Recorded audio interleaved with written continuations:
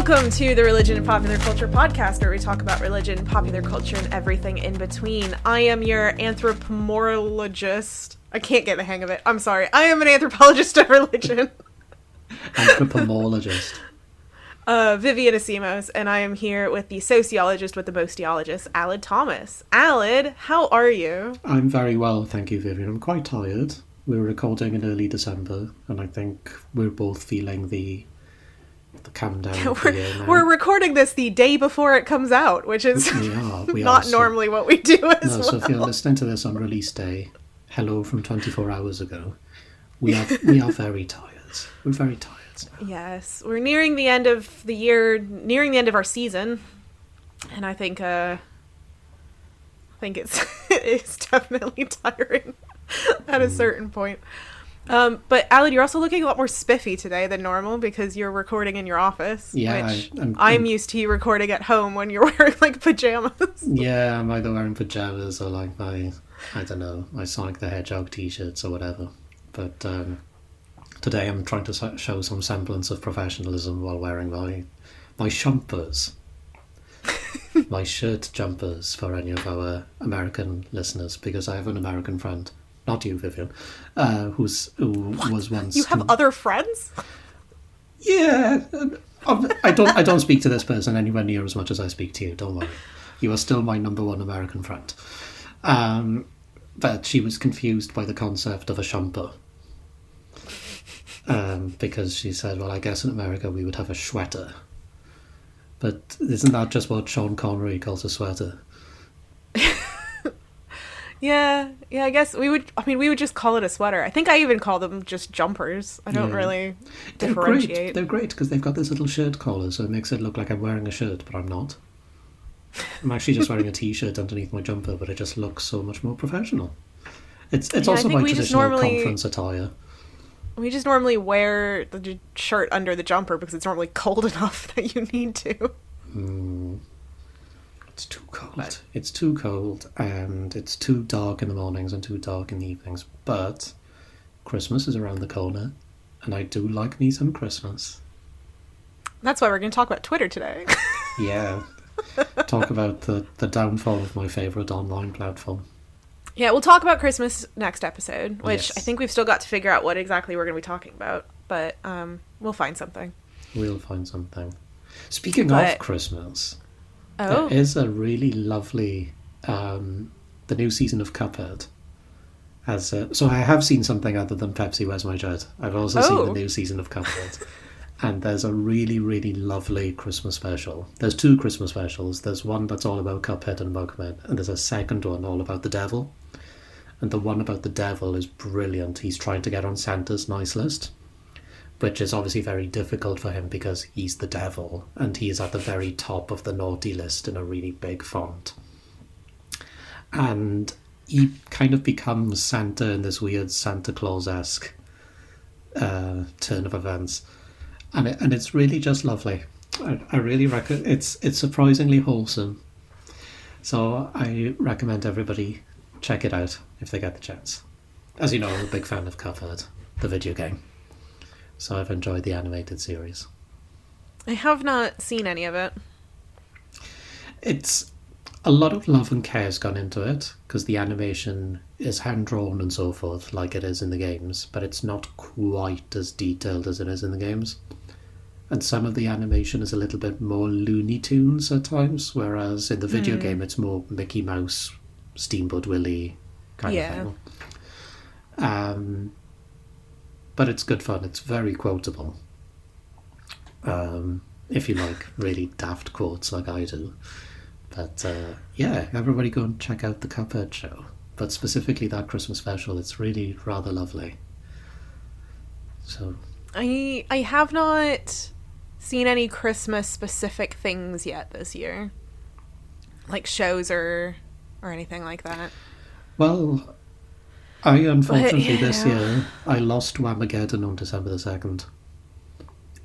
Oh, see, I haven't left my house yet, so I have successfully avoided things. Yeah, that was my error this year, because I've won Whamageddon 2 years running. 2020 was really helpful because it was the lockdown. Yeah. And then last year, I was driving a lot and I had the radio on, but they would warn you beforehand if they were going to play Wham. So they'd say, oh, if you're playing Whamageddon, you'll want to turn the volume down for 3 or 4 minutes. So I managed to win it 2 years in a row. But this year, I was walking out of Nando's, as you do, and there was a fun fair, a Christmas fun fair, and there was a merry-go-round, and apparently merry-go-rounds play pop music these days. And this merry-go-round was playing Last Christmas by Wham. So I was out of the game on the second day. Really frustrated, really disappointed. Because apparently I take it much more seriously than I thought I did. I don't know. It was just this weird sense of pride that I'd won it 2 years in a row. I was going to go for This is the first year that I have heard of Whamageddon. So I guess... but I always, in some way, try to play it because I don't like Christmas music. So I try to avoid all Christmas Wham's music. Last Christmas? Do you like Wham's Last Christmas? Dude, it's Christmas music. It's all the same to me. It's... Oh, but there's some Christmas music which is great. I think what we are actually seeing here on a very interesting sociological point, we are seeing an American-British divide between us. Because Christmas music, and don't get me wrong, you've got your grumps in the UK, but Christmas music in the UK is like, it's an institution. So It is a bit of a different thing, Yeah. but people still really love Christmas music in the US. Like, we had Mariah Carey, yeah, you've got the big one. so, But- I mean, during the compete with 19 that, but... But during the 1970s, the UK had... It was just kind of expected that all the major rock stars, pop stars, whatever, would release a Christmas hit. And we've kind of just stuck with those ones from the 70s and the 80s. There aren't that many new ones. Yeah, I know that there's, because I follow quite a few a cappella groups because I'm a nerd, and I know that they tend to do really well around Christmas because they release a lot of Christmas music, and that's when they get most of their albums bought and stuff like that, is the a cappella Christmas music. And that's in the US as well. So it is still there. It's a slightly different type of thing. But a lot of American artists do release Christmas music.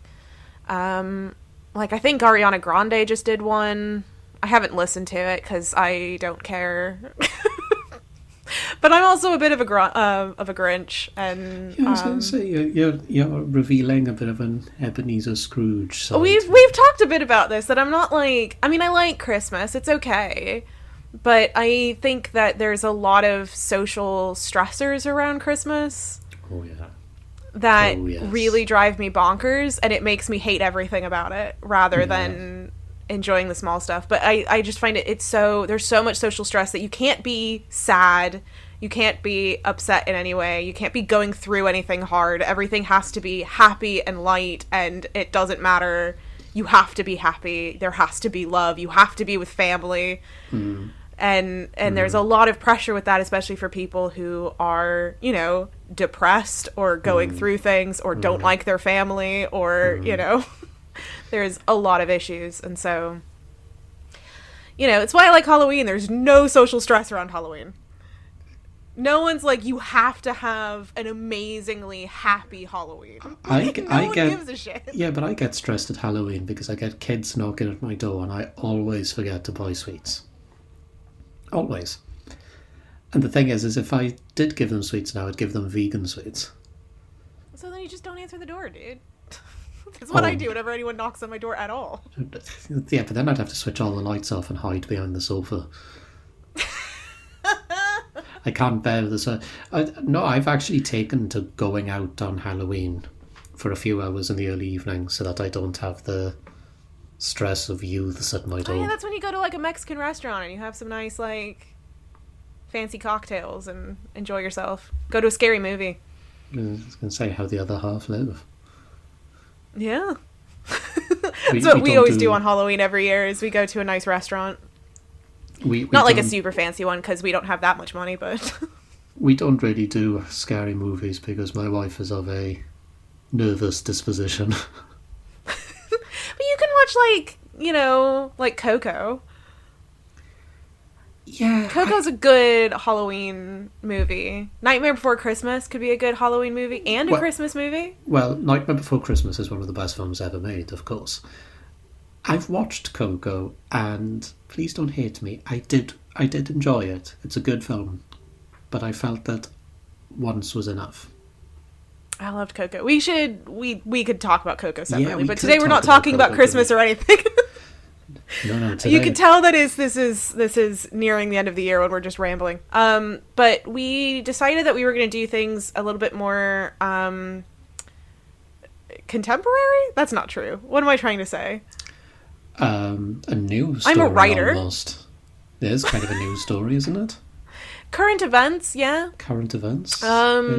Is Topical? the kind of what's going on with Twitter, and we're going to talk about it because I think there's a lot of really interesting stuff going on from kind of a socio-anthropological perspective. And it's really fascinating to be kind of in the middle of it. So when other things have happened like this online, I haven't necessarily been as much a part of it. I've kind of seen it happening from afar and heard people telling me about it, but I haven't been as active in the middle of it.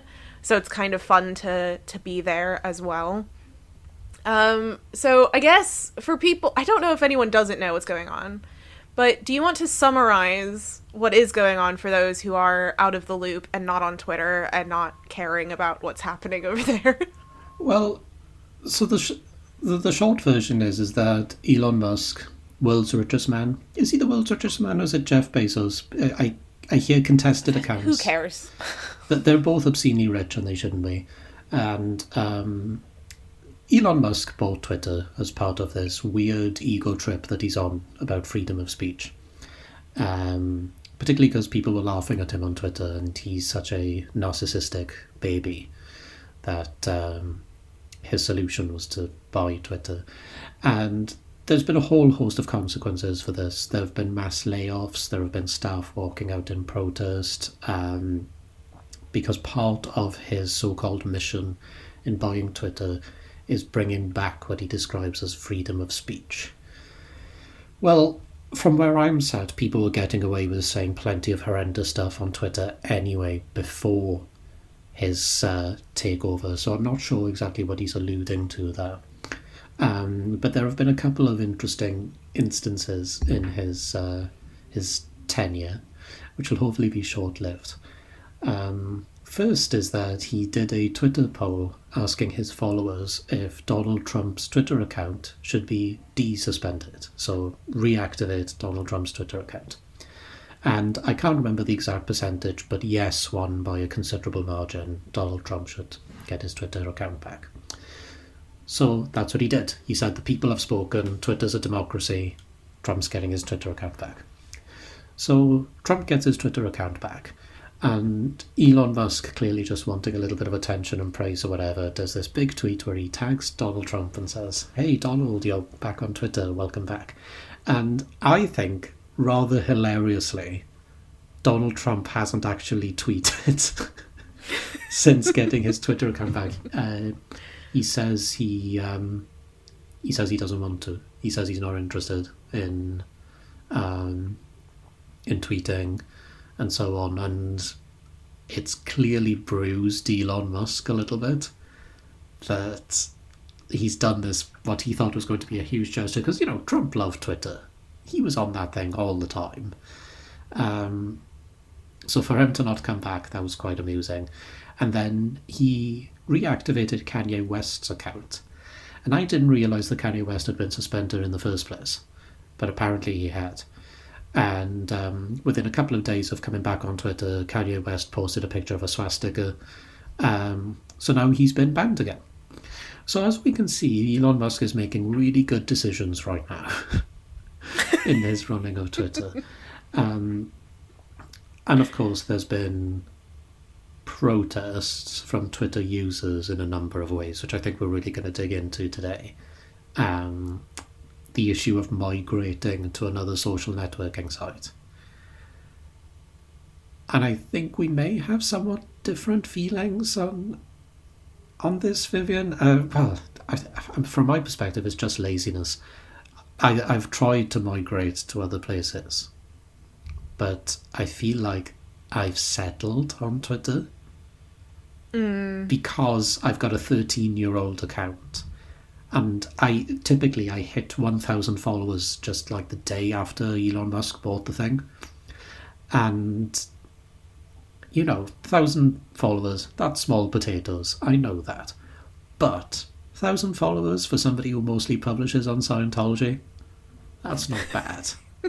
Scientology from an academic perspective as well. 1,000 followers, that's not bad. I'm pretty pleased with that, So now the thought of going over to Mastodon and so on, which I have done, I have got a Mastodon account, and there's another one as well, isn't there, called? I switched to Hive. Hive, that's it. I knew it was something to do with bees. It's which it isn't the most like SEO friendly because there's like Hive of loads of other things. However, I do quite like it. I've moved over, but I haven't really used it much. I don't have very many followers. I think I've got like 2, maybe 3, because I'm not like super on it. And I only promoted it on a couple of my socials and then left it at that. But I like Hive for a couple of reasons. It's basically just like a mashup between Instagram and Twitter. Well, so that sounds quite fun because those are my 2 favourite social media platforms. Yeah, and the layout is very Instagram-y. There's a lot of images, but it's not necessarily only images. You can just put up posts, lots of hashtag within writing, kind of like Twitter. You can @ people. I mean, it's one of those things. It's like somebody was like, Instagram and Twitter are great. Let's just make them the same. So I quite good. Like it so far.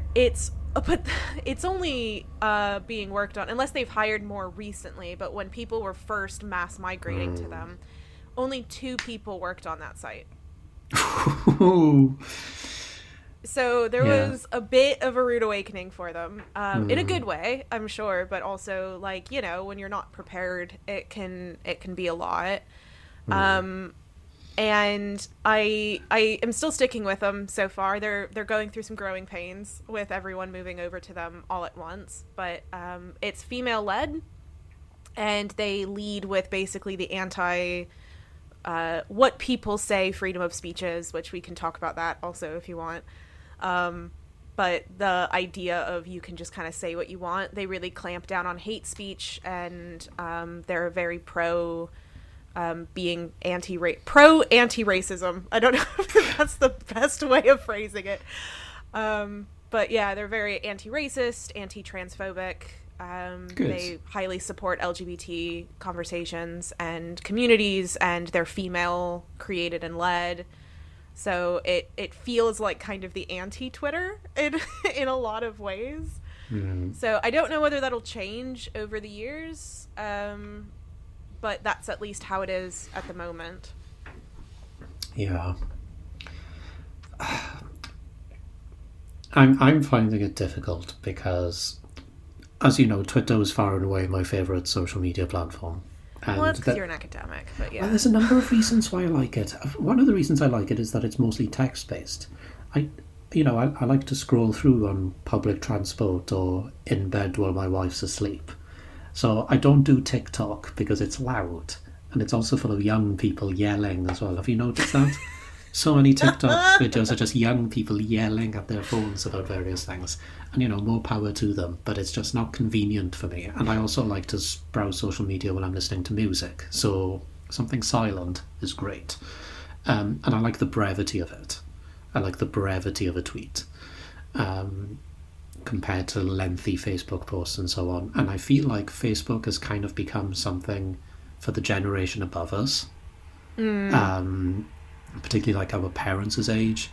Facebook's demographic seems to be in that area, so it's not really the sort of content I go looking for online.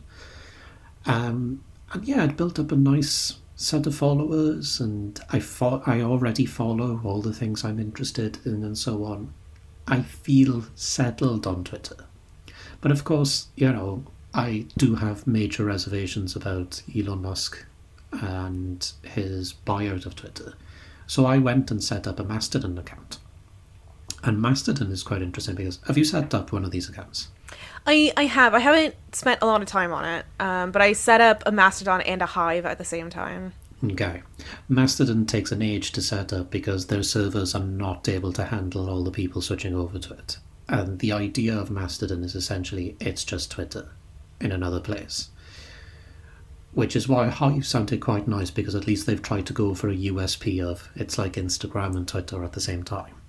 Whereas Mastodon is just, it's Twitter, but it's less intuitive. Because right now it's slow. It's really slow. The process of setting up a Mastodon account with the servers isn't particularly great for people who are technologically illiterate.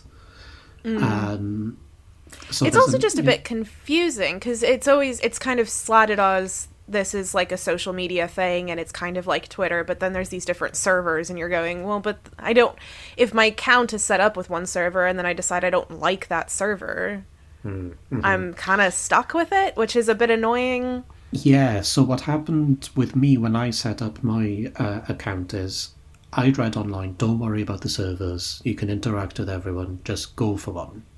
And in hindsight, I should have just gone with the nice Welsh one that I found. But I found one that just seemed like a basic, generic server, which didn't seem to specialise in anything. And I thought, okay, I'll go for that. So I did. Took me ages to sign it up because the server's so slow, and then when you log in, you've got to follow all these people all over again, and you start posting and nobody's really following you. So to go from a decent Twitter following to that just feels like you're yelling into the void.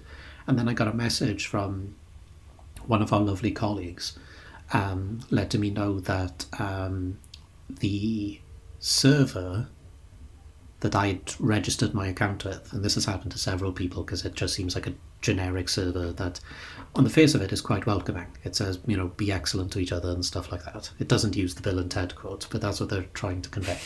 But the server is perfectly willing to host transphobic posters and are willing to have transphobic posts on their server. And this is the problem with Mastodon, is the whole point is that it's decentralized. That's the idea of having these multiple servers. So I thought, well, of course, I don't want to be on this server. So I asked our lovely colleague, how do I switch my server? And she very helpfully sent me a link that had this huge guidance on how you do it, and it's really convoluted. You set up a different account and then you click merge, and then it can take a few days. And I thought, well, I really just don't want to be on this server for a few days knowing that I'm part of that network. So I just thought, oh, you know what, to hell with it. I just deleted the account and set up another one, because at this point I was only following 4 people and I'd made one post. There's no point migrating that over, So I've set one up now on the religion one for religious studies academics. And admittedly, I've not logged in since. Because it's just the thought of having to go in and follow everyone all over again. I know I sound really lazy right now, but... No, I mean, I get it. And I think there's a really interesting aspect of this that I find in general that social media is kind of like... this is going to make me sound like such a nerd. I really love organizing and organization. And the thing about organization is when you're first setting up your system, it takes a long time and a lot of effort to eventually make it less time and less effort being put in. And that's kind of how social media is. It's like you have to put in a lot of effort at the beginning to then just be able to easily go on and scroll through. Like, that's the whole thing with TikTok, right? Is that TikTok's algorithm is really great at figuring out what it is that you like. But it means that you have to go on TikTok and scroll through and tell it and teach it what you like and what you don't like in order to make sure stuff that you're not interested in. it takes time and effort, but eventually it gets to the point where then you go on TikTok and everything that's presented to you is exactly what you like and the way that you like it and things like that. But it takes time and it takes effort and it's annoying. at the beginning, and that's where a large amount of people like yourself who start going on TikTok and go, this isn't the kind of stuff that I like, and then they turn it off. And to be fair, I'm kind of in the mid of that, where I've got about half of the stuff that I go on TikTok is the stuff that I like, and about half isn't, because I've spent some time on it, but not enough time yet. But I know other people who are like, oh yeah, like they'll send me things, and it's like, how did you even find this? But it's because it knows them that well. Yeah. And so I think that it is one of those things that it is annoying to have to relearn everything. And luckily I don't have a job. So I was able to I just sat on the couch one day, put on a reality show, and was like, I'm going to figure out what social media I'm going to. And I just spent time really looking at different ones, and I set up a Mastodon and a Hive. I'm on the social sciences server, which I think is like sciences.social or social.sciences, something like that. But I'm on that one. And I haven't posted anything because I was looking at it and I was like, this just seems annoying. Yeah. I can't be bothered. Hive to me was easier to go to because of the fact that it was like, I recognize exactly how this works, exactly how you use it, and exactly how to maneuver around it. Because it is essentially the similarity to the other ones. Mm-hmm. So it made it easier, and therefore it made it easier to maneuver around. But to be honest, I've just spent most of my time on Instagram. I stopped using Twitter very slowly. I used Twitter a lot when I was still in academia, because Twitter is for, like, that's where all the academics are. They used to be all on Facebook, and then they all moved to Twitter around the time that I was joining academia. Everyone was getting onto Twitter. Mm-hmm. And so you could everyone that I followed on Twitter was all academics. Everybody was academics on Twitter. There was like a couple of people that like more recently have followed me from like the other stuff that I'm doing now. But before that it's all just academics. But on Instagram, I don't follow any academics. And no academics follow me. And so it's a very different vibe. And so when I saw all the migrations, what was interesting was figuring out where everybody was going to. Yeah. So I saw all the academics going to Mastodon. Yeah.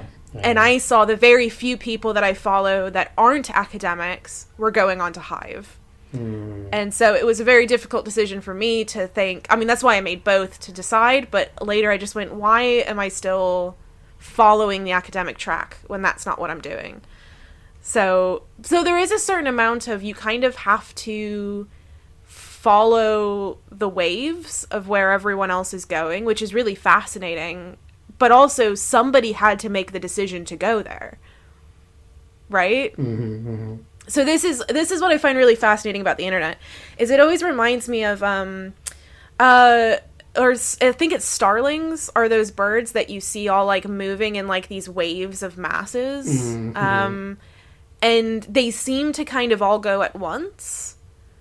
And they all kind of go in these big clouds. But you see little bits break off here and there. But it's never just one bird that breaks off. It's always like quite a few that all move together. And then if they do break off, there's a big cloud of them that move off. And then maybe come back together to the big group again. And this kind of thing.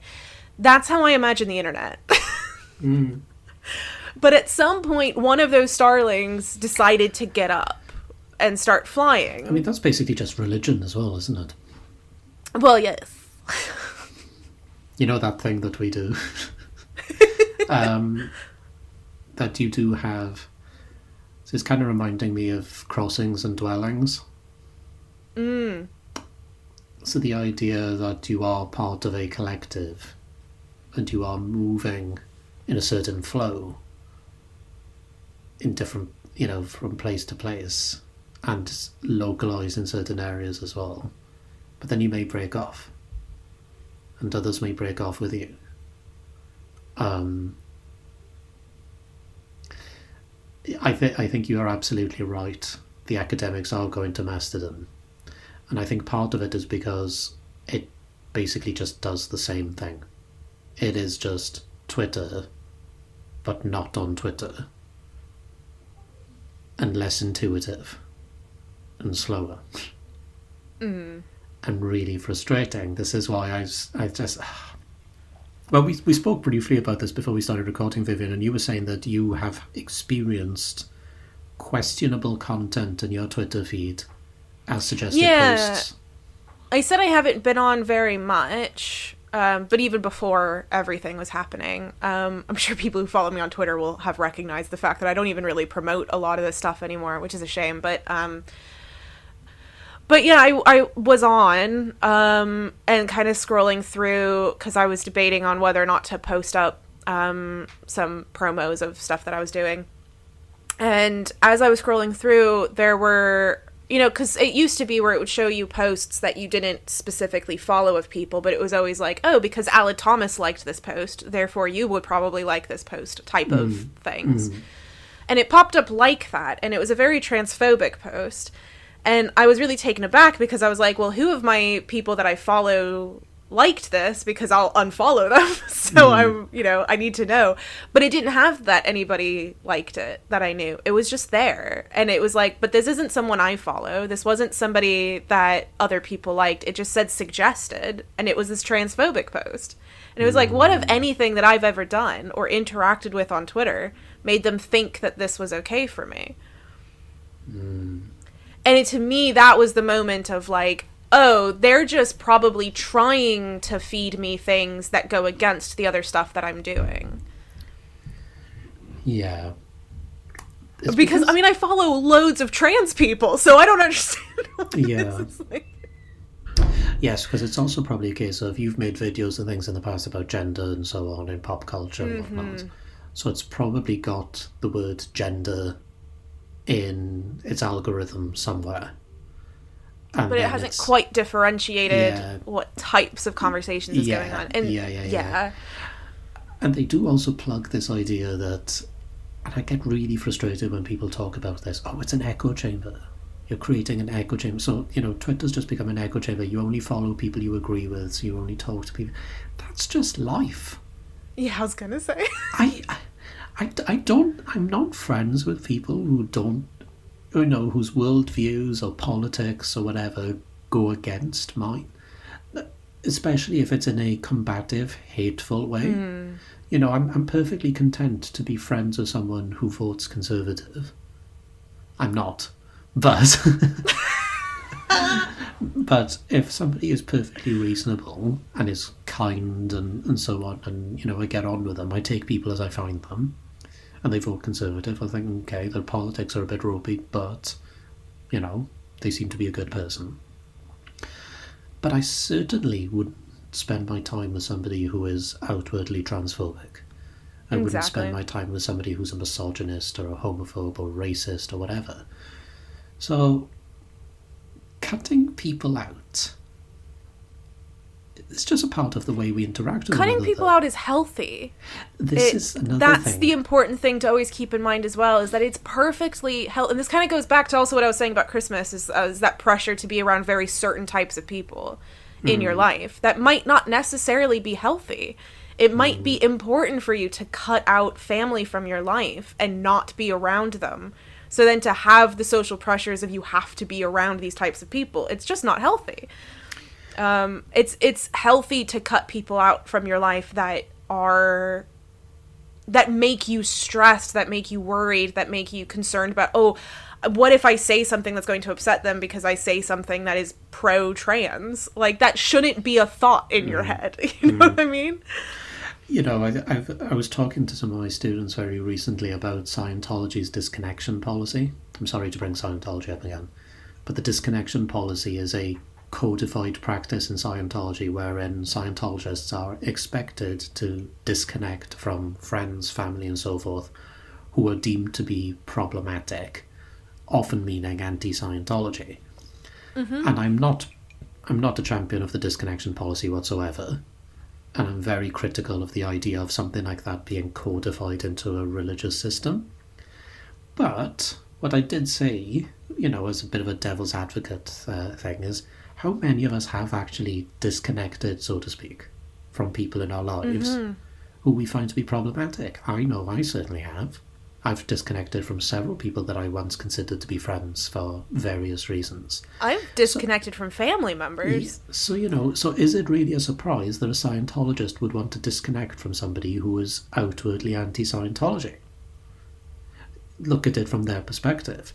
Now, there is another side to there is another side to this problem that we won't go into today, is the fact that this is codified in Scientology, so it's an expectation for many people, even if they don't want it to be. There is this expectation that you have to disconnect, which obviously is problematic and is another conversation for another time.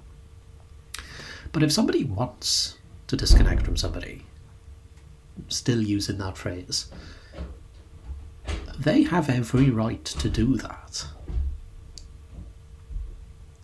Oh gosh, if certain people heard me saying that. I would be accused of being a cult apologist, which I'm not. I'm just taking a critical stance. The thing is that life is a bit of an echo chamber. That even just online, one of the things that I have always an advocate of is that online echoes the way that life is structured outside of the online environment, because it's just society. It's just society in a different place, and it echoes a lot of the same ideas. And so we have always been in echo chambers. I mean, that's also part of the issues with class systems, right? Is if you are incredibly rich, you're going to go to school with other incredibly rich people. You're going to therefore be making friends with other incredibly rich people. You're going to marry someone else who's also incredibly rich, because those are the people you're around. And you're not going to suddenly be at school with someone who can't put food on the table. It's just not as likely to happen. And therefore, you're not going to be exposed to these things, which means you're not going to hear about those things. So that way, when you are voting, you're going to be thinking that those things either aren't real or are way away from you or don't actually happen here. Those kinds of conversations. And that's how it's going to be. And it's like that with religions as well, right? Like if you are someone who is evangelical Christian, you're going to hang around with a lot of other evangelical Christians. You're going to probably marry another evangelical Christian because their values align with yours, which is not a bad thing necessarily. Like, I want to marry someone whose values align with me. That's how I look for people. That's how everyone's going to look for someone. And so that's just how it's going to end up being in life. And that's not including the internet. So when you then go to hang out with your friends online, those are the places you're going to go to. And you're going to not want to talk to someone who's talking about trans rights if you don't believe in trans rights, which sucks, because obviously people who are pro-trans rights want to change those views. But at the same time, I don't want to listen to someone who's transphobic. Yeah, and also, if somebody's going online looking for an argument, you're never going to change their mind. Well, exactly. So that the people who aren't looking for an argument but are just feeling those ways are probably, we're not going to cross paths, right? And that's just how it is in all of life. You know, that's just how it's going to be. When I'm at archery, if I haven't heard anything like this, I should stress, but if I heard anything that was homophobic or transphobic or racist, I just wouldn't talk to that person ever again. If it was someone high up in the club, I would probably drop out from the club, you know, because I'm not going to say, well, I dropped out because you guys are. That's because that's combative and that's not me. I'm just going to drop out and not be a part of it. Yeah, it's like when I dropped out of that server. You know, I didn't want that stuff in my echo chamber. Exactly. And I didn't. That's not my echo chamber. That's not my echo chamber, and I don't want to look like I'm in that chamber either. So one of the things that I do want to talk about, which is really fascinating, is when I was moving to Hive, I had to look up a couple of stuff, and Hive Social has a Twitter account. And was tweeting things about people moving over, and was also tweeting like technical support stuff because people couldn't get onto Hive, and so they were tweeting it so that way people could see it. And Twitter at the time, I've noticed that they haven't done it now, but Twitter at the time was blocking all accounts or tweets or conversations that involved Hive. Right. So I noticed somebody was trying to have a conversation about Hive, and it was blocked under like some of these tweets are offensive or include offensive material or whatever, and you have to click it. And I was like, what the fuck is people saying about Hive? Because if it was like somebody being like, oh, these people are racist, then I don't want to go there. So I clicked on it, and it was just people talking about Hive. There wasn't anything offensive about it, but the phrasings that they were picking up on was just talking about Hive. I couldn't find... when I went to go tweet about the fact that I was moving to Hive, I went to go tag Hive, and I couldn't find their account. It hid the account from me. So I couldn't search for them. Wow. Freedom of speech, though. I was just about to say, it sounds like we're in Elon's echo chamber. So this was all involving this idea of freedom of speech, and I found it so funny. But during that time, I saw a lot of people calling them out for it, so I think they've changed it, but I think that you still struggle to find the Hive account and stuff like that, but I found that very entertaining. If you want to find out how the political right really feel about freedom of speech, tell them that you don't want to wear a poppy. You might want to explain that one to American listeners or other people that aren't in the UK. Oh, yes, good point. A poppy is obviously a flower, but people in the UK will wear a poppy during the first couple of weeks of November every year in remembrance of soldiers who have fallen in war.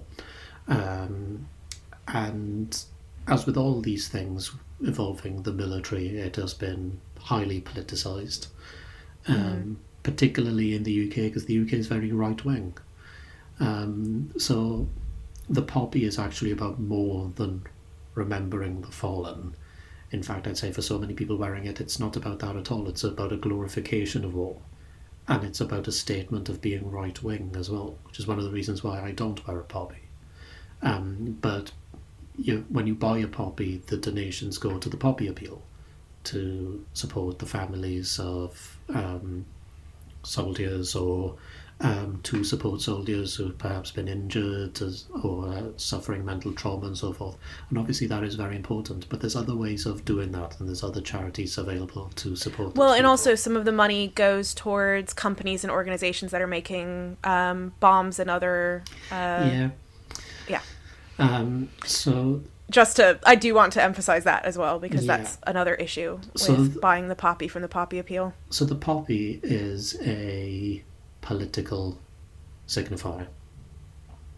And it's everywhere, just to really stress this. It is literally, like, I think it's a rule on the BBC of during November, if you are appearing on the BBC, you have to wear a poppy, which lately has been a big issue. Yeah. But was not for a while. No. It was...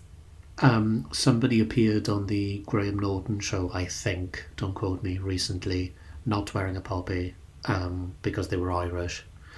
And of course, there's a long history of contention between British forces and Ireland. There's also a Twitter account called, funnily enough, making this full circle, there's a Twitter account called Poppy Watch, which takes a little satirical look at the various places you'll find a poppy in the UK. And what you said about the BBC, once the Cookie Monster appeared on the BBC's One show, and they put a poppy on the Cookie Monster. So yeah, everybody's expected to wear one, and it's on newspapers, it's on lampposts, it's on cars. People would put a poppy on a car. This country loves to remember. It's remembers. Huge. I don't know if I've ever told you about this, but I don't always wear a poppy, but when I do, I wear the white one. Yes. And the white poppy is a symbol. It's a pacifistic poppy. So it's a different organization that you buy it from, and it's all people who are anti-war.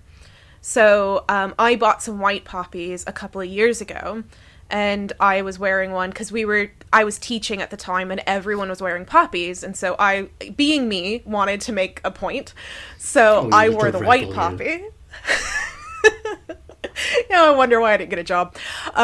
So I wore the white poppy, and I got on the bus to go into the uni, and I had somebody start to talk to me by the fact that I was wearing a white poppy. By me immediately talking, they found out I was American, so they said, "Oh, you shouldn't be wearing any of the poppies and making a stance like that if you're not British." Right. So, talk about politics and identity and that kind of conversation. So, if the idea is remembrance, then why can't an American remember, right? Mm-hmm. But it's not. It's a political statement. Yeah. It's a national statement. It's a nationalist statement. It's a nationalist statement, and the fact that a foreigner was making a nationalist statement against the other nationalist statement, you were the counter-narrative, was a problem. Yeah. And it had nothing to do with the fact that I'm personally a pacifist. I'm married to a pacifist. His whole family are pacifists. I married a Quaker. Like, this is just what it is. So it was a big thing, and I still wore it the whole November. And I actually had a student come up to me and thank me because she was also a Quaker and was too worried about wearing a white poppy, but refused to wear a poppy. But hadn't seen anyone else wearing one, so never did. And I noticed that the next week she showed up to class wearing a white poppy. That's very cool. I was very proud of myself for that one. Yeah, absolutely. I think I've never worn a white poppy. I'd like to, but I've never bought one. I think I may know that I live in Leeds, but until very recently I've spent a few years living in a very right-wing town where it's not my echo chamber. It would have felt a little uncomfortable at times to be visibly making that statement in an environment such as that. Before we wrap up, I wouldn't mind spending a little bit of time talking. I know this is going to be a little bit of me on a soapbox rather than, a conversation about this. But I think it's really important to talk about, which is around this whole conversation about Twitter, is the thing about freedom of speech. And I want to talk about what freedom of speech actually means, and in relation to the way that it is often used. Because it's one of those weird things where freedom of speech is thought of as being able to say what you want without any consequences, which is only partially true. The point of freedom of speech is that historically, you would not have been able to say anything against the government, or else you'd be thrown in jail. So freedom of speech is the fact that you can speak against the government, or you could say transphobic things, and you are not thrown in jail for it. That doesn't necessarily mean that there aren't consequences to what you say. In fact, there are legal consequences oftentimes. You cannot just say what you want about anybody and not expect legal ramifications. That's why there's things like libel. Like, those laws exist for a reason. A newspaper can't just write that Aled is a horrible person and is transphobic. They have to have evidence of that, or else Aled could sue the newspaper to say, actually, I'm not transphobic, and here's all of the evidence that I've done pro-trans, to then support that, and the newspaper would owe Aled money for that, because there's consequences to them saying shit that's not true. So, I did want to stress that this idea of a website needs to have freedom of speech. A website does have freedom of speech if you don't get thrown in jail for saying it. However, a website can kick you off of it. They have the right to kick you off. They have the right to it. If you post a comment on our website that this episode is being hosted on, if you post a comment under this that is something racist or transphobic, I will delete it. I have no qualms deleting it. Because there are consequences to it, and that is our private space that we can therefore control what is said. I'm not throwing you in jail over it. No. You have the freedom to say it, and I have the freedom to delete it. Sorry, I think that it was important to note in this conversation around freedom of speech. Well, that's the problem J.K. Rowling's had, isn't it? Is that, she's part of this narrative that's being weaved about her being silenced, and it's not her being silenced, it's just she's now being held to account. If you put a statement into the public domain that is offensive and controversial, you will get pushback on that, because other people have the right as well to disagree with you. Exactly. So, something that J.K. Rowling needs to remember is that when she's posting on Twitter, she's not at one of her fancy dinner parties with all her rich friends, where they can say whatever they want. She's in a public space. And she is making a statement. She is putting a statement into the public domain. Other people in that domain can speak back. That is not silencing. That is holding to account.